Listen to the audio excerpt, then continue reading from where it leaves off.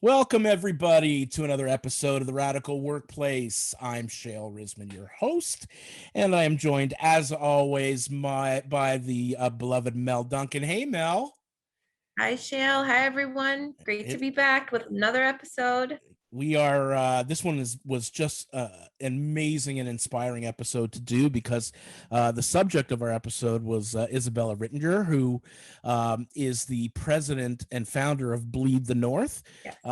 And she is 19 years old. She started this when she was 17, and this organization essentially is committed to ending period poverty and stigma, Yes. and by providing menstrual products to people in need across Ontario. And certainly they want to kind of do that. She had mentioned that she wants to go national with it. Yes. And the thing has grown incredibly. And, they've got 70 volunteers all across Ontario to kind of execute on this. And didn't you find her unbelievably inspiring as far as a 19-year-old goes? Absolutely. I mean, just everything that they're doing and how they're doing it, the service aspect, the education, the advocacy, that's a huge undertaking. And I think that's going to inspire not just older entrepreneurs, but younger people that are looking to put their passion into a business one day. And I think she's a great example of that. And we learned a lot, we listened a lot. And I think you're going to really enjoy this episode and just probably take something away that you didn't think you would. I mean, I couldn't have said it better myself. Very well said. So without any further ado, here's our interview with Isabela Rittinger from Bleed the North. How you doing? Hi. Good. How are you? Great to see you. I'm so excited about this. I've been thinking about this for forever. Frankly, it feels like for the past couple of weeks since we've been talking about this, because I think I had mentioned this to you when we were talking in our pre-interview that, Mel and I have been always keeping our eye out for new people to be on, interesting people to be on the podcast. And so my wife, Sharon, says to me, listen, you got to talk to Isabela Rittinger because she is in charge of this amazing youth nonprofit that's made up completely of young people and that has grown in leaps and bounds. And I'm like, okay, it's a nonprofit. This is a business podcast. We've been open about it. We did a podcast with Cam H, so this is not like the first time we've ever done anything like this. Yeah. But I wanted to make sure that we had some kind of theme around it or edge. And then I started reading a little more into it and chatting with you, and I realized that this is not only is this and what you've been doing so applicable to the environment today and millennials and Gen Z's creating their own success, but also something for a guy like me who's in his 50s and who has been mentored by a ton of different people in his life,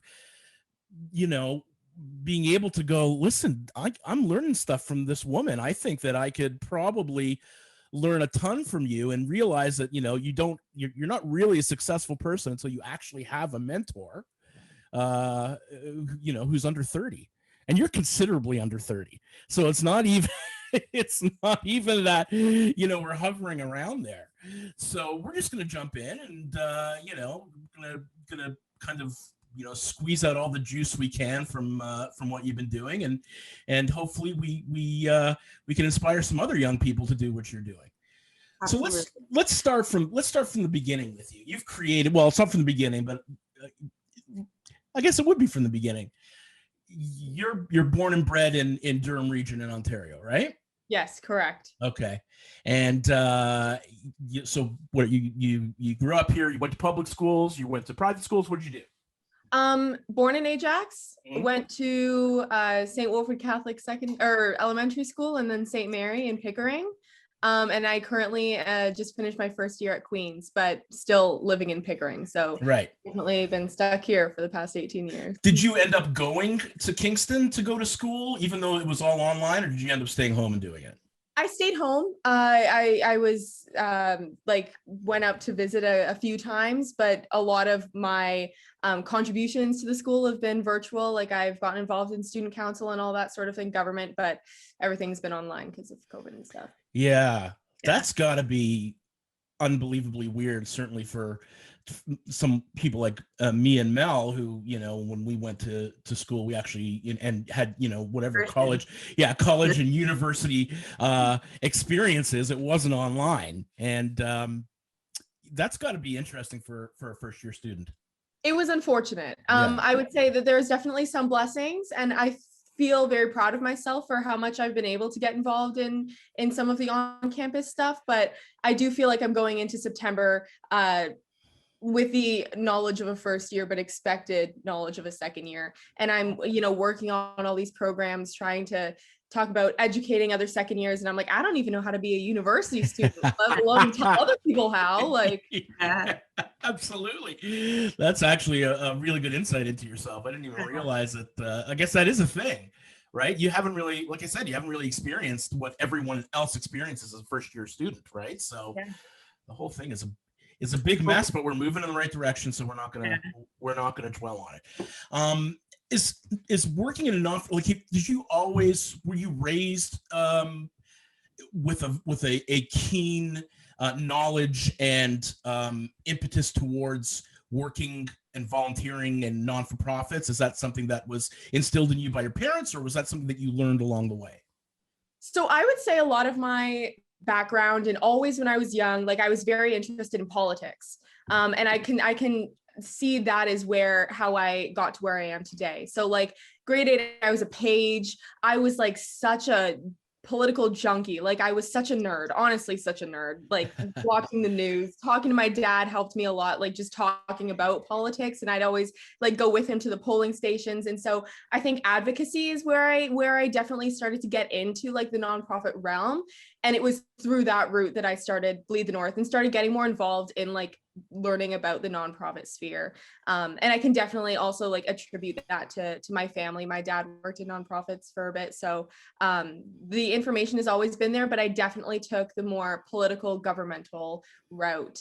And that's obviously reflected my major as well. I'm hoping to make. So that is incredibly interesting to me, because it's so against the grain from what your friends must have been doing. You don't get to hear much about 8-year-old political junkies. I'll be completely honest with you. So, but we need them. There's no question about it. What was that like for you, growing up with that kind of really in-depth interest in something that perhaps your contemporaries weren't necessarily as interested in? You know what?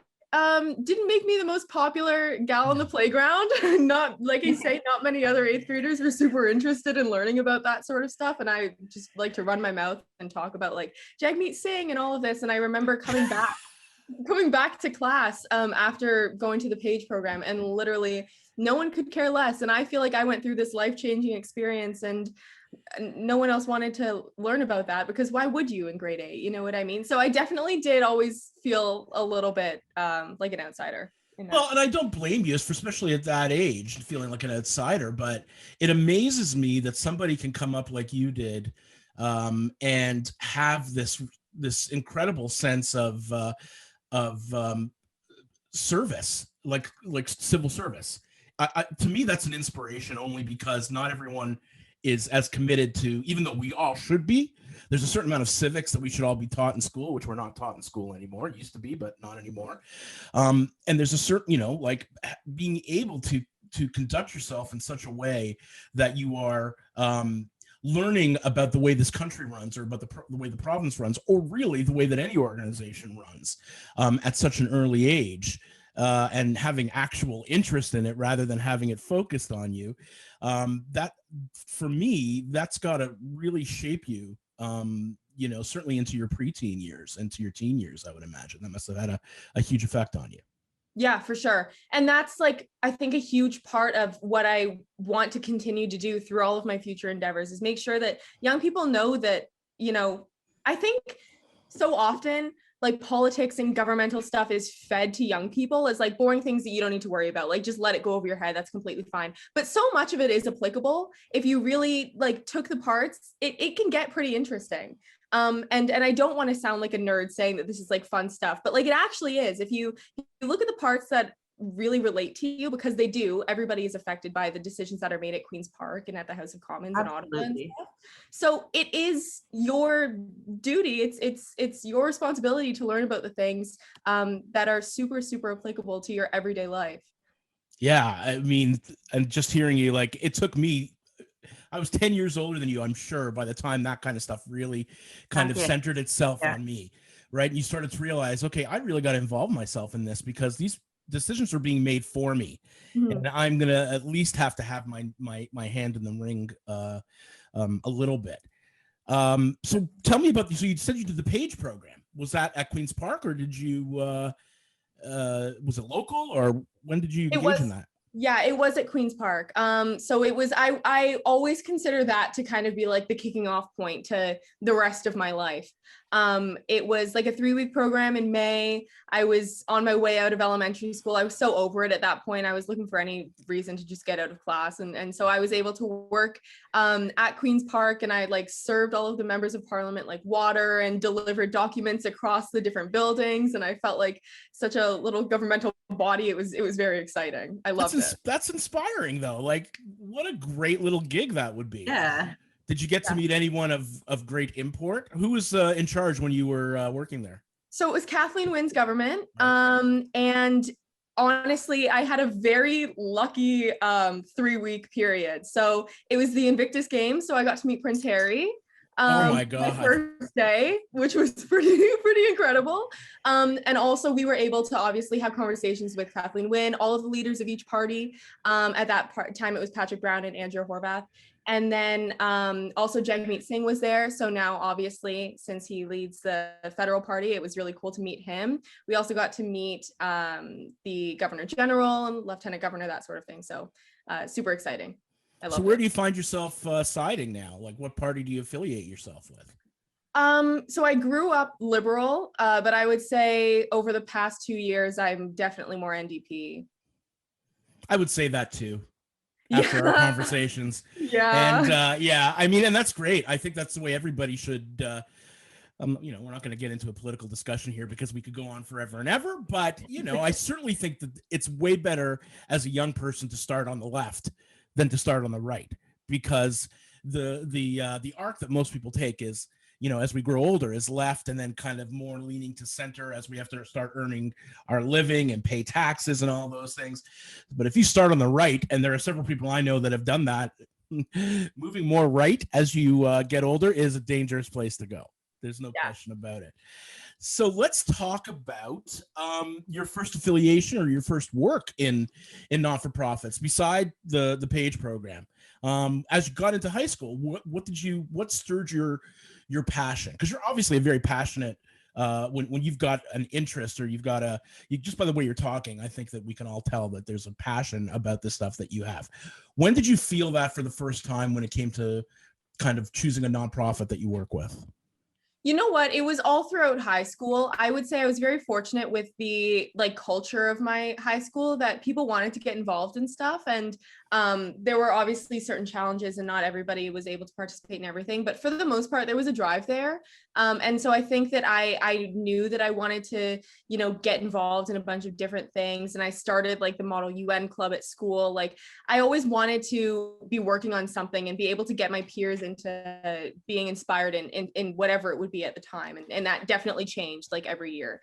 But I would say, you know, probably by like grade 11 and 12, there were a number of like social things that were going on that really attracted my attention. And obviously, based on my experience with like politics and that sort of thing, I really started to take the advocacy route. So I can't remember if it was in grade 11 or 12. Honestly, the last part of high school is a blur because of COVID, but one of those years, it was when Doug Ford was making all the cuts to the curriculum. And so like I led like protests at school and like spoke with a megaphone in front of the like signs and everything. And that was just super, super exciting for me. And outside of school, I was a climate activist for Fridays for Future. So I was organizing all of those climate strikes downtown. Specifically for the Toronto branch. And so that was like when I really got into like the on the grounds grassroots advocacy efforts rather than the more political like office-based stuff. That's so cool, and it reminds me actually of an interview I just heard with Barack Obama and Conan O'Brien, and Barack Obama was talking about, I guess the question was, how did you start? Well, where did you gotta dip your toe in, while you were in high school, or even more than that? And his answer was, the only thing I could, he was a lawyer, he went to law school, he did that later on, but he started out as what he called a social organizer. And that was his role, was to take on a whatever the not-for-profit or the cause was. It didn't matter. He was exceptionally good at organizing people and motivating people and getting them to, for whatever reason, buy into the cause. And of course, the thing that was absolutely necessary for him is that he had to also be passionate and believe in the cause. He wasn't going to stir people up to do something that he didn't believe in. So would you say that that's the same kind of thing that inspires you? Are you doing the same thing? Are you good at organizing people in that way? I like to say I am. I think I really love talking to people. I really love like inspiring and motivating other people to work on their own things and be involved. And I think that youth engagement is so, so important. So as much as I can do that in Bleed the North and in all of my other endeavors, like that definitely is a priority and definitely something that I'm passionate about. And obviously, like it needs to be something that you are personally impacted by or something that you feel very, very strongly about in order to get that message across, in order to inspire people. I think it needs to be like legitimate. Well, absolutely. And so when you obviously so you were assembling and organizing people to support Doug Ford, needless to say, when he was doing those cuts, it was abysmal. And it was around the same time, I think, that they were slashing around with sex ed courses and taking us back to 1995. And it was just a huge mess here in Ontario. But at some point in your high school years, you were inspired or were, I guess, became aware of the issues with menstrual products and young women in school. A lot of times, I guess, in urban schools or in Indigenous communities, without access to feminine care products. And it's a really interesting thing to kind of center around when there's all these different causes. So what brought you there specifically? So in terms of talking about like period poverty and period stigma, as you say, absolutely, there's so many problems. And I remember my mom like sitting down and just being like, why this? Like, why is this something that you really want to get into? And I think that there's so many interesting components to these problems. And because nobody knows about it, it just makes it so much more important to advocate on behalf of it. Like, there's so many things to get involved in. And that's why I always tell people, like, pick anything that you're passionate about. Like, you will find something if you look hard enough. You know what I mean? But this to me was like, this is a natural bodily occurrence. Like, this is not something that people ask for. I'm sure if you ask the people who menstruate, most of them would say they rather they didn't. Like, this isn't necessarily something that people want to have happen. And it also isn't something that's new. Like, it's not like one day a bunch of people just started bleeding. Like, this has been happening for years, for centuries, since the beginning of time. So why hasn't there been a solution to it yet? And that question begs all of the other like components that go into period poverty and period stigma that just make you realize, like, oh my God, like it's 2021 and we're still having these conversations. If we are having these conversations, because sometimes they don't even happen because of the stigma. And that's what I'm seeing. That's where, for me, and I can, I'll give a personal anecdote on this, is that, I didn't really give it a whole lot of thought as, your 50-year-old white male. It never really occurred to me. I obviously would pick up period products for my wife. I'd pick up period products for my daughter and do all the things that I needed to do. But I was I earn a good living. It never occurred to me that it was, expensive. And it certainly never occurred to me, because I'm not necessarily socially as aware as you are, that holy crap, this would be a major issue if you were basically on the poverty line, or you were on welfare, or you were even, working at a fast food joint for $20,000 a year. that is and as I started thinking about it, and certainly talking to my daughter about it, because she's an activist in many places as well. The fact that it started to occur to me, like, oh my God. And then I realized how much it costs, how much a woman has to pay to take care of this thing that is part of her organic, function. And why are we charging so much for these things? Why are these things not easier to get? And I started to be a little bit more enlightened by this. But obviously, this is something that, was first hand experience for somebody like you. And you could actually see the effects of it happening. And I guess that, to me, shows that we're heading in the right direction at the very least. And so that would be your inspiration for this. And I just wanted to talk about one other thing. And Mel, you can chime in on this as well, because, when we were talking at the beginning about this being a non-for-profit and what was it really going to have to do with business? Well, you hit on two of the main themes and high points of what all of our podcasts have ended up being about when we talk to entrepreneurs. The first one is about engagement and engaging people, and how important it is not just to engage the youth around you, but the people who are volunteering.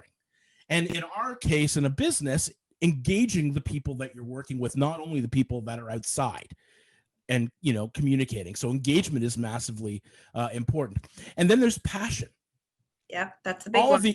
All the entrepreneurs that we have talked to, every single one of them said the only way that you are going to be successful in the whatever product that you've chosen to sell is if you are absolutely passionate about that product. And you are obviously very passionate about this product. So product, used as a euphemism, but it positions itself very, very, very parallel to running a business. And it's the same kind of thinking. I think what you do is a little more altruistic, but it is what it is. So let's talk about, obviously you became passionate about, trying to kind of end this issue that you've been dealing with, and you joined an organization that had already been established. Tell me about that. Yeah. So I want to first preface the fact that I personally have never been like impacted by period poverty. But it was during the time when I was, finishing high school, and I was the beginning of the pandemic, and learned more about the issues and realized how much it was going to be exacerbated by COVID and all of that. That was kind of really my call to action. Sure. And so, yes, exactly. We started out as a chapter of the period movement last March. This was an international menstrual organization, super, super huge, biggest one out there, I would say. They had a bunch of different chapters, and we started out just in Durham region alone. And it was like just me and my mom driving around Whitby and Ajax and Pickering, picking up period products from people's doors and dropping them off to shelters. So definitely very grassroots beginning to Bleed the North, for sure. And you obviously spent some time there. You learned about how they addressed it. Were there things that you were inspired by? Were there things that you would think that you would end up doing differently? Tell me about the process. For sure. So it was definitely an interesting environment, because first of all, they were like a huge organization and we were just getting started, and no one knew what they were doing at the beginning of the pandemic. I give everyone credit for doing their best in the first few months, because we can all agree that was a mess for everyone. So right. There was that. And then there was also the component of the fact that the period movement was based in the States. And obviously Canada has a very unique positionality when it comes to period poverty and period stigma. Like a lot of the work was in regard to getting rid of the tampon tax or the pink tax. And that was something that we did in 2015. So that kind of left us with not much room to grow. And we also felt very, I guess like we didn't have enough resources to get us off. And we ended up just doing more of the work on our own in terms of like, okay, how do we figure out donations and bank accounts and all of this sort of stuff that, sorry, what were you going to say? No. I'm interested. Did you feel that you weren't being taken seriously by the American chapter of this, or was it less kind of sinister than that? No, there was definitely aspects of that there. I think that I understand when you're at that point at like an international organization, they had like hundreds of chapters, and the system, to be honest, from the chapter perspective, did not really work because there was no follow-up in terms of like so many chapters kind of just disappeared, and there was no follow-up at all. And so the quality control wasn't really there. And so we felt like we were just cast away on the like on a little dinghy and didn't really have any like lifeline. And I also think that because we were Canadian, it was just like, oh, okay, like, you know, you can deal with your northern problems, and with this is America, you know what I mean? And that was the first time I was really made aware of the differences between Canada and the States, just in terms of how things are organized. And it felt like a lot of like the issues that I was dealing with were just kind of belittled, because it's like, okay, I don't have a state representative, now what? You know what I mean? Right. It was just nothing. I'm Michael Shagru, president of Pace Technical. For over 20 years, we've been the leader in managed and co-managed IT for businesses in the GTA. If you want a proactive, process-driven approach to IT, we can help. Our complete care service eliminates issues and gets businesses the most out of their IT investments. We provide help desk support for quick response when you have issues, proactive maintenance to keep systems running, enterprise-grade security to keep you safe, and IT strategy for better business decisions. Book a free 20-minute IT gauge at pacetechnical.com today.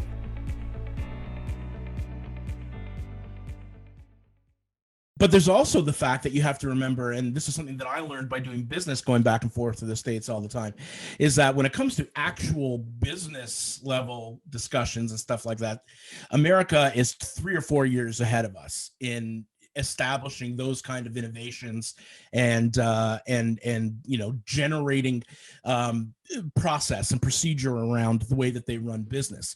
What America is behind us on, and behind literally every other first world country, is any of the social indications, right? And was that something that you saw? Like, you can't, they're still dealing with, like you said, they're still dealing with tax on these products, which we got rid of 6 years ago.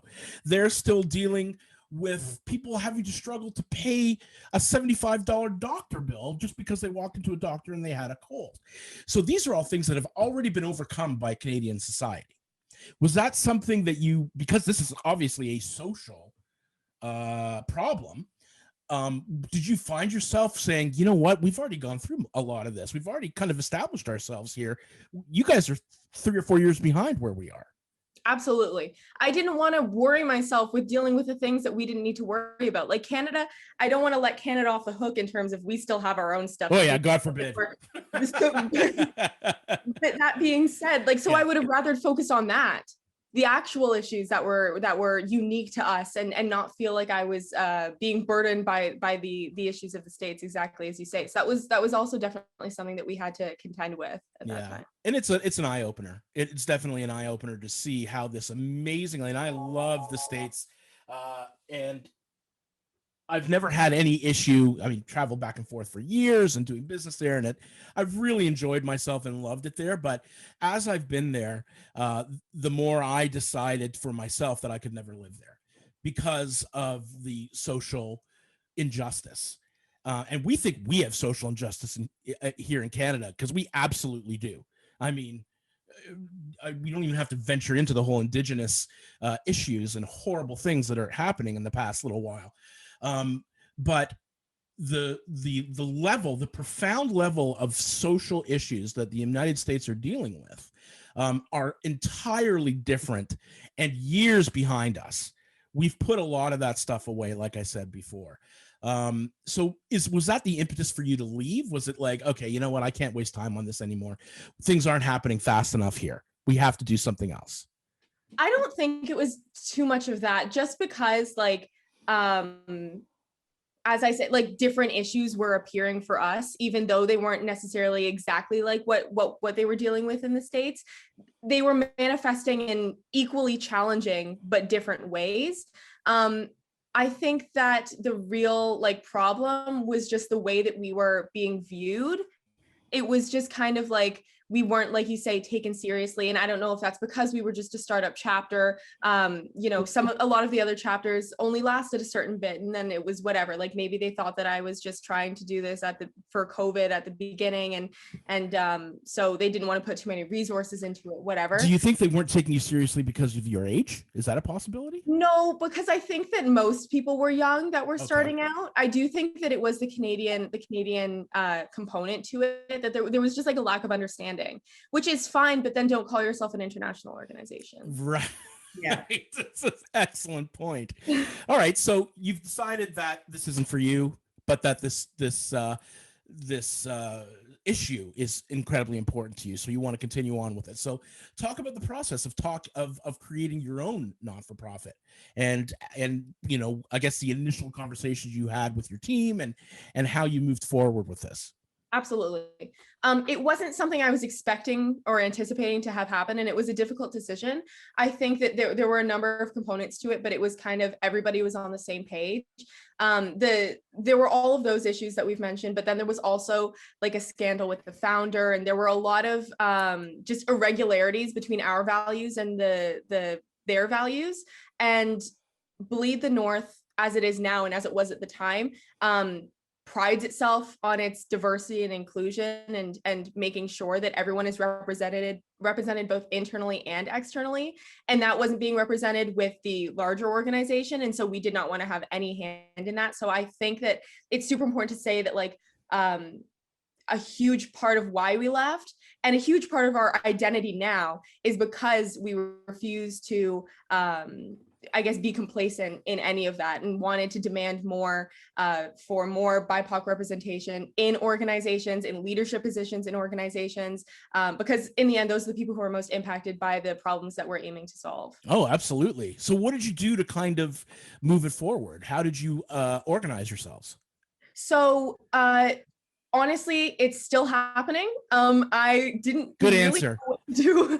I didn't really know what to do because I'd never started an organization before. I'd never left an organization and started a new one. It was definitely at the beginning a lot of like branding and relying on the team to figure out, okay, how are we going to differentiate ourselves from Period, because they're now technically our quote unquote like competitors in terms of just making sure that we, you know, get donations, that we aren't affiliated with them anymore. So there was a lot of that, a lot of just like course correction and that sort of thing, and trying to make sure that people knew that Bleed the North was a safe space and like a good alternative in Canada.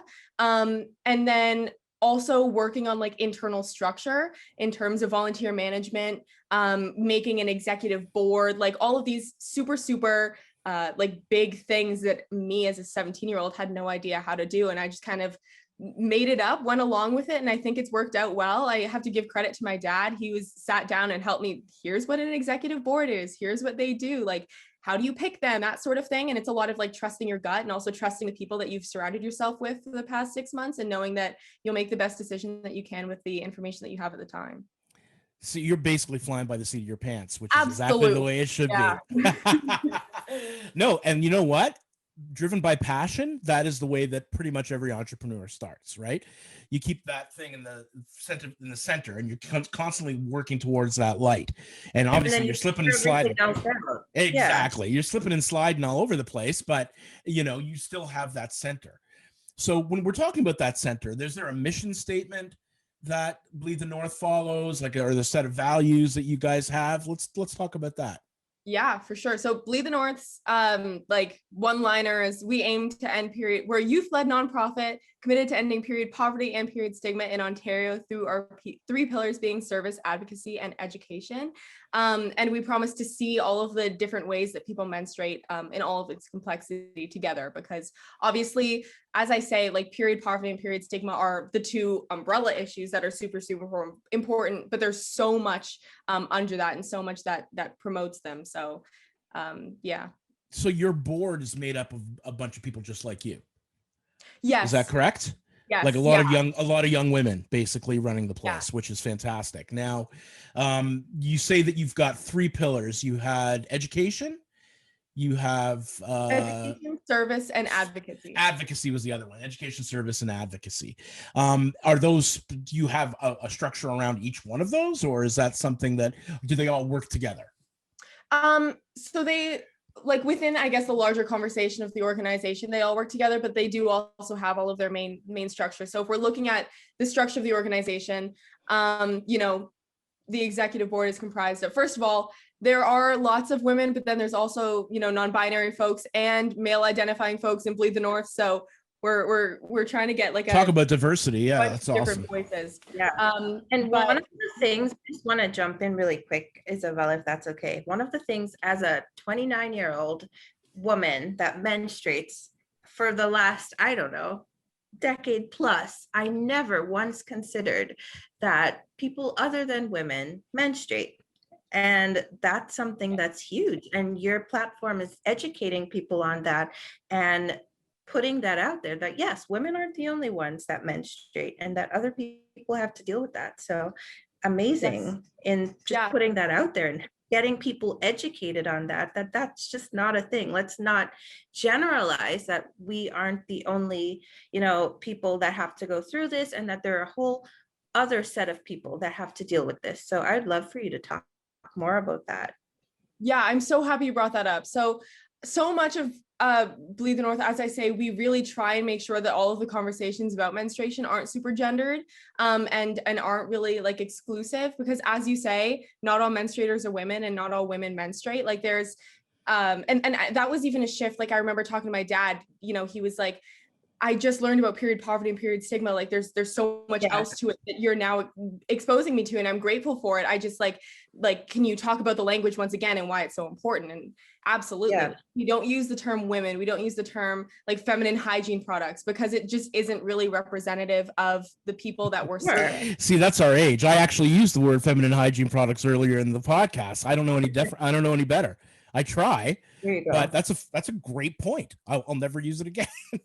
Yeah, it's just like you know, why it's like I totally get it.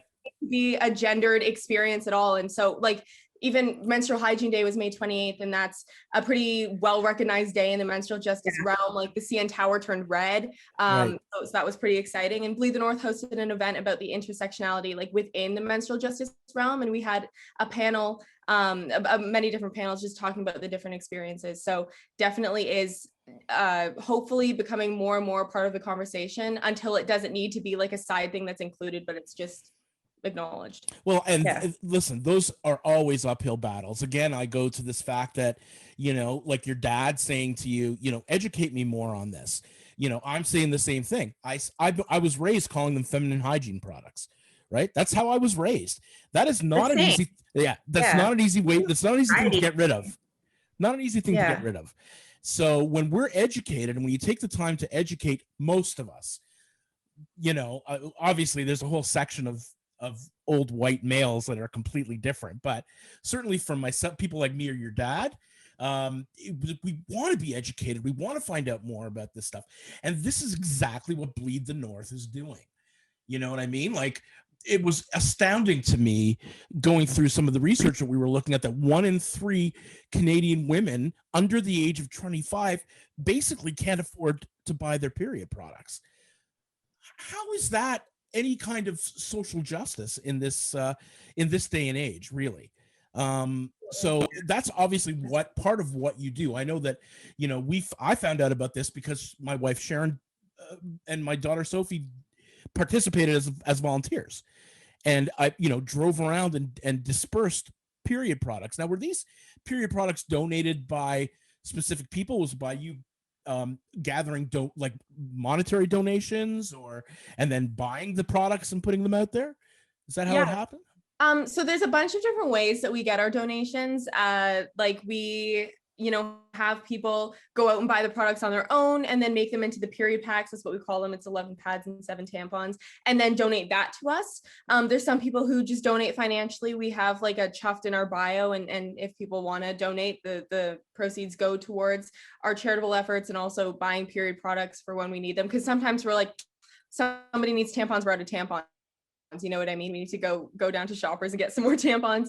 Other times it's like we host our own drives. Other times it's high schools coming together, different clubs coming together and having this be like a school-wide initiative, collecting period products and making them into packs. So a bunch of different ways. Wow. So we had talked about earlier on, not in the podcast, when we were doing our pre-interview, we got into this topic. Has there ever been, it sounded to me like you guys hadn't got to the point yet that you were actually going to Always or one of those huge manufacturers who are making, and I checked this out, 75% net profit on those products. Going back to those people and saying, hey, let's take some of that money that you're making off of the 19-year-old who is a single mom who's raising a kid and who can barely put food on the table and has to still buy period products. How can we make those people accountable for it is the question I'm asking you. Yeah, for sure. So you're right. We have reached out to Always and other places and haven't. Diva Cup has sponsored us. They donate, as well as Joni, which is a Vancouver-based pad company. So definitely we have gotten some support, but the large ones, P&G, Tampax, that sort of thing, haven't heard much. And that's kind of where our advocacy team comes in. And that's why when you ask, like, how do the three pillars work separately and also together? So the advocacy team works towards, not only advocating for free period products and for period products to be subsidized, whatever, but also to make sure that these companies are held accountable in terms of how much do you donate, and also what the heck do you put in the products? Because that is a whole side thing, not even talking about the sustainability aspect of it. We have a sustainability team at Bleed the North as a part of one of our little mini teams. It's like, how is this happening? There's so much waste, and why is no one talking? Okay, well, let's talk more about that, because I don't know anything about that. What is it made with dangerous chemicals? Is it what are you concerned about? Yeah, so a lot of the products that menstruators are using is actually pretty toxic. For example, tampons, if you leave them in for more than 8 hours, you risk getting toxic shock syndrome. Why isn't that an issue? Why is no one concerned about that? And no one explains what it is either. I find myself as a woman, I've never really understood what it even was. And that's why I like your platform, because I did a deep dive on your Instagram, and there's a lot of education behind certain things like that. So that's important that that's explained to people, hey, this thing that I'm putting into my body could harm me, and here's why. Yeah, absolutely. First of all, just in terms of the educational component, I think that's so important, because all you hear is if you leave a tampon in for 9 hours, your legs will fall off. That's not helpful, at all. Talk about why this is an issue so that I'm educated enough to try and, fix it. You know what I mean? And that promotes the stigma about it. It's, you don't want to talk about it, or your legs will fall off. How are you? I mean, it's to me, I love this kind of stuff because it's so eye-opening to me, because I have literally no point of reference except that I've been married for 30 years and I have a daughter, you know what I mean? So it's not like I haven't been exposed to this and it's part of our lives, and but I'm on the periphery of this, and I shouldn't be, because I'm an entrepreneur and I'm a business owner. And I am very community minded. Pace in general is very community minded. And this has flown under everybody's radar. And it's so basic. It's such a basic requirement of a lot of people that is just simply not being met. Now, obviously, profitability for Always, and who are the other major players? Tampax, right? Yeah. All those guys, profitability, and they're all owned by much bigger mega corporations that are all focused on the dollar. Okay, that's perfectly fine.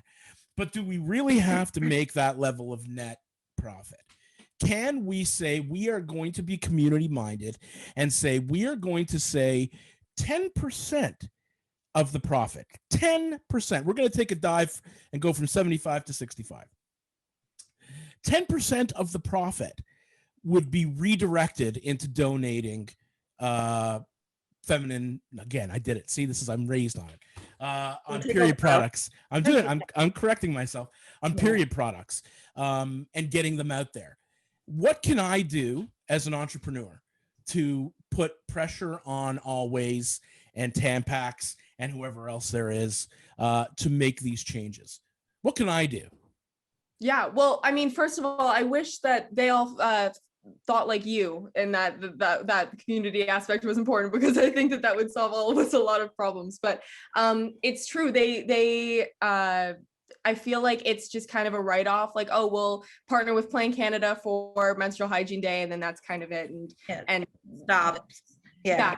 As long as we look good, we look like we did it, that's fine. Like, we look like we care. And as I say, like, it's a lot of the smaller businesses that are actually supporting the community-led organizations. Right. It should be the other way around. Absolutely. I think in terms of like how to put pressure,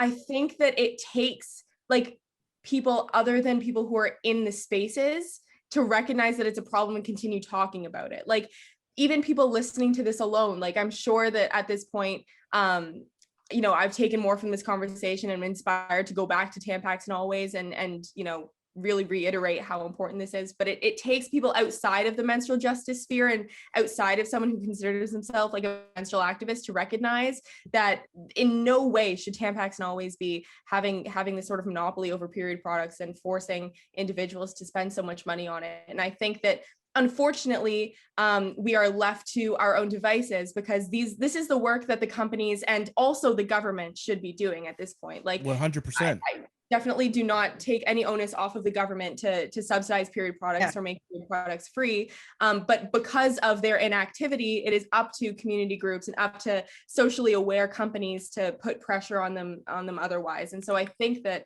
if it goes less from like, I'm still considered a radical person. Like, Bleed the North is still considered radical, which is ridiculous. So taking it out of that space, I think is the best way to go about it. And I agree with you. And this is like, your instinct to me fascinates me, because again, because of the nature of this podcast, we draw everything back to the way that entrepreneurs run and business run. And you have that mentality, right? You've got that passion, you've got the impetus to engagement, and you've got the anger and the frustration it takes to go, why is this the way it is? That's how entrepreneurship starts.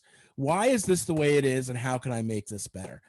In my opinion, you, Bella, need to get in front of those people, and you need to talk their language. When you say to me, I wish a lot of people were like you, I think that you would be incredibly surprised how many of us think this way, but just have not had the chance to listen, not just have advocates get on network television and talk, which obviously that's how change happens, right? That's how you change your mind. So I'm not discounting that at all, but getting into a Johnson & Johnson boardroom and saying, here's how much money you guys have made. Here's what you're saying your profitability is.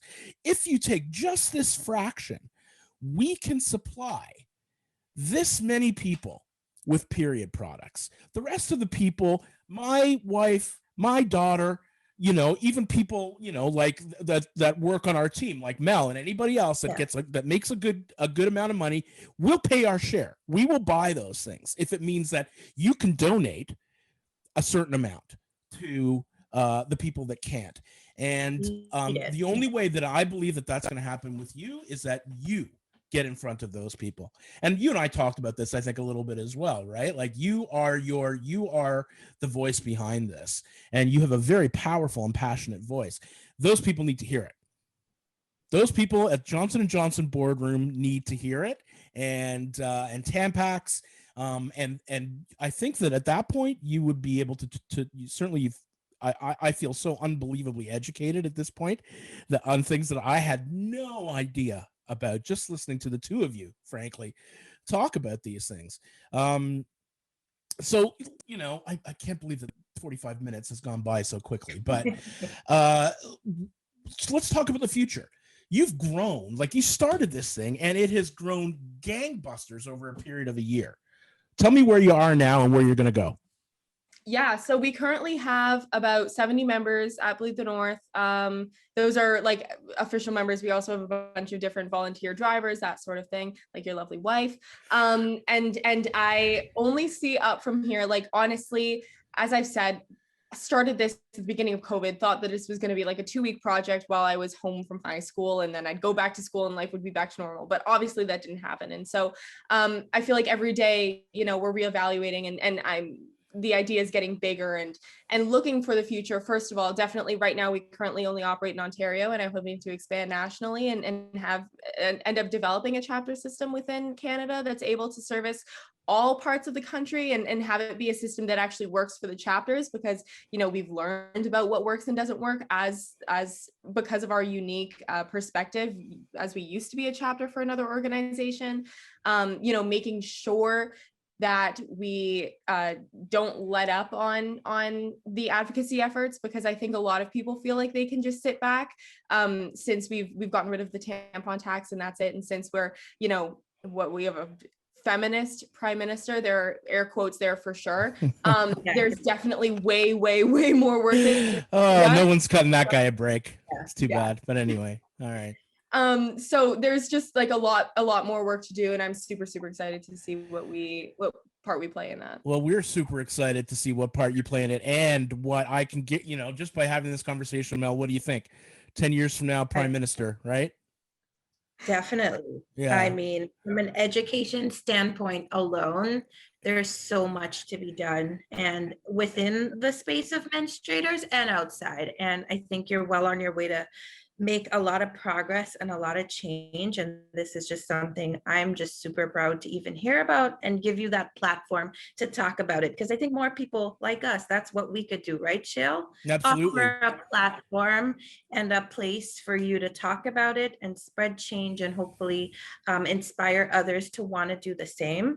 And I think this is a great place to maybe sort of end this by saying, like, go follow Bleed the North. You have an amazing website. You have all these resources that menstruators and other people can go see and find out more about and learn how to help.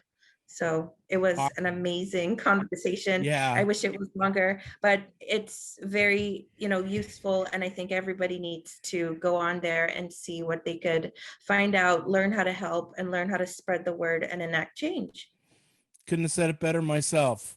Honestly, I mean, you know, all it did was inspire me at this point to say, you know, I want to help. So, like, use me. We can have a discussion about this way long afterwards. We don't have to say anything now, but this is so important, and it's become more and more important. And because of the general shift in financial circumstances for most people, the difference between the rich and the poor is widening, which means this problem isn't going to go away. It's probably just going to get worse. So we need to do something about it, and we need to do something about it quickly. Isabela Rittinger, I am so proud to know you. I am blown away by what you have done with this organization. I am inspired by your passion, and I now consider you to be my under 30 mentor. So let's keep it that way, shall we? Thank you so much for joining us today, Bella. I appreciate it.